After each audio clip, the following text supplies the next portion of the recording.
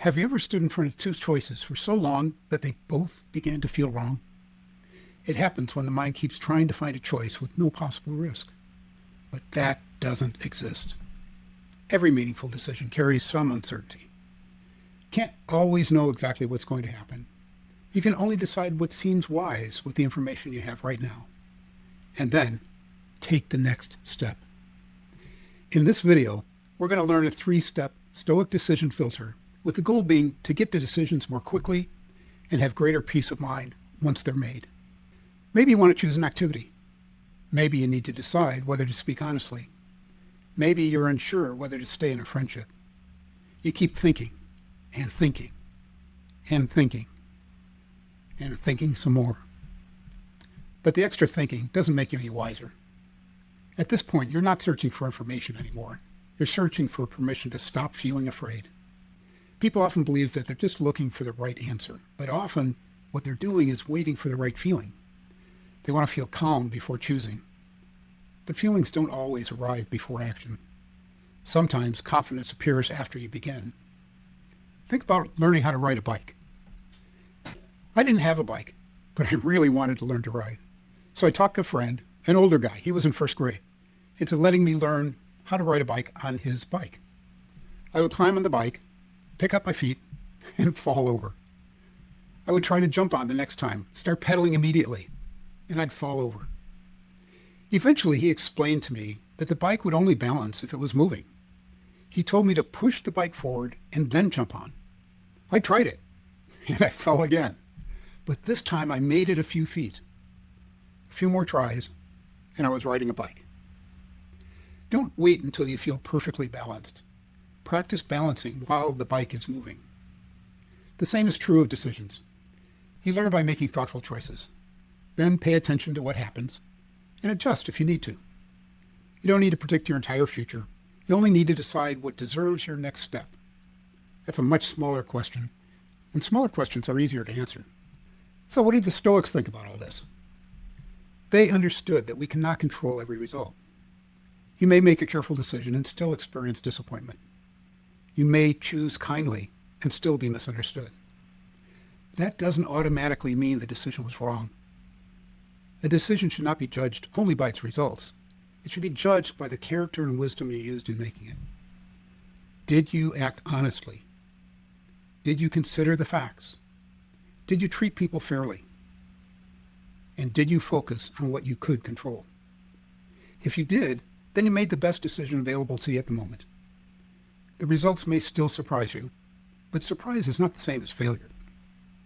Epictetus taught that we should focus our efforts on what belongs to us, our judgments, our choices, our actions.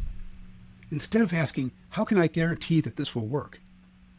Ask instead, what is the most responsible choice I can make with what I know at this moment? A practice I've used almost all of my life is to stand in front of a mirror and ask a simple question.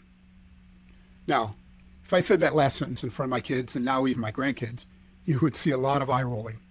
They've heard it so much they can recite it from memory. Here's the question.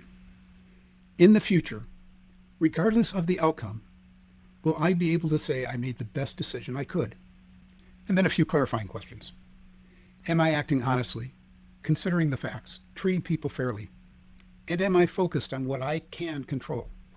Now, after the results of a decision become clear, I ask again, in front of that same mirror. Given what I knew and what was available for me to know at the time, should I have made a different decision? Now, this separates the decision from the outcome. Did I act honestly, consider the facts, treat people fairly? Did I focus on what I could control? If I did, and the outcome was unfortunate, I should fix what I can, but then move on. I may be saddened by the outcome, but I don't have to carry guilt or second guessing. And that's where the trap of perfect certainty is ended. The desire for certainty can look very responsible. You tell yourself, I'm just being careful. I'm gathering more information. I'm trying to make the smartest choice. Sometimes that's true. But sometimes more research becomes a hiding place, and no amount of information can promise that nothing will go wrong. The goal is not to make every decision quickly. The goal is to notice when thinking has stopped helping. So, Here's the Stoic Decision Filter.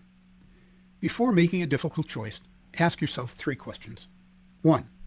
What matters most? Is it comfort, approval, honesty, safety, growth, kindness? Your values will help you choose when your feelings are confused. Question 2. What is actually in my control?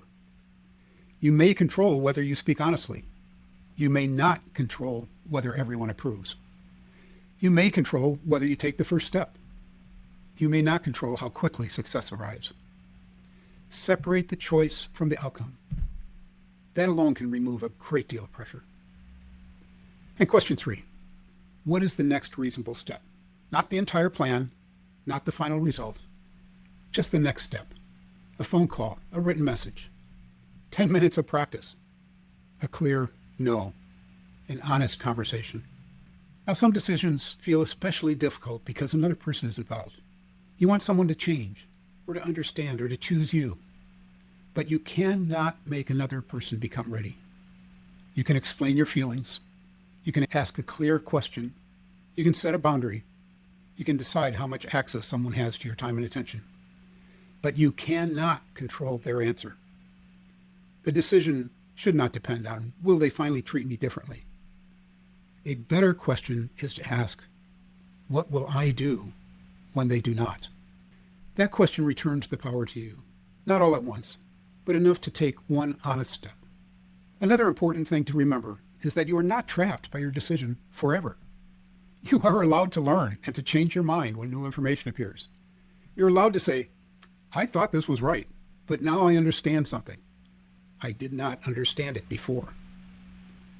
This is not weakness. This is judgment improving. But changing your mind because of new information is different from changing your mind every time fear appears. Fear may say, go back, cancel everything, wait 1 more week. New information gives you something specific. Fear often gives you only a feeling. So ask, did I actually learn something new? Or did I simply become uncomfortable? If nothing important has changed, you may not need a new answer. You may need to continue with the answer you already chose. Now here's the payoff. You don't need to know everything before you begin. You don't need everyone to approve. You don't need a guarantee that nothing will go wrong. You need clear value, a reasonable next step, and the courage to let reality teach you something. Remember the 3 questions. What is in my control? What matters most? What is the next reasonable step? Ask them when your mind becomes crowded. Ask them when you're waiting for perfect certainty. Ask them when fear is pretending to be wisdom. Sometimes courage is a discomfort you are willing to carry. Now let's do a little experiment. After all, philosophy is just a bunch of words if you don't put it into practical use. Think of one decision you have been avoiding. Choose something real, but not something dangerous or overwhelming. Maybe you need to start a project, or ask for help, or to stop agreeing to something that drains you. Or maybe you need to tell someone how you truly feel. Now write down the decision in 1 sentence, and keep it simple. I need to decide whether to fill in the blank. Go ahead and pause the video if you need some time. Maybe choose a small one to start. Okay, now answer these 3 questions. What is in my control? What matters the most? And what is the next reasonable step? The next step may seem really small, but that's fine. It doesn't mean it's not important. It's just getting the bike moving. Now, once you've made the decision, another challenge appears. Your attention is pulled in many directions. Messages, opinions, comparisons, arguments, small worries. The mind becomes crowded again. In the next episode, we will look at the things you may need to remove from your attention in order to protect your peace. Now, this was the 3rd video in a 5-part series called the Stoic Protocol. Check out the others listed in the description below.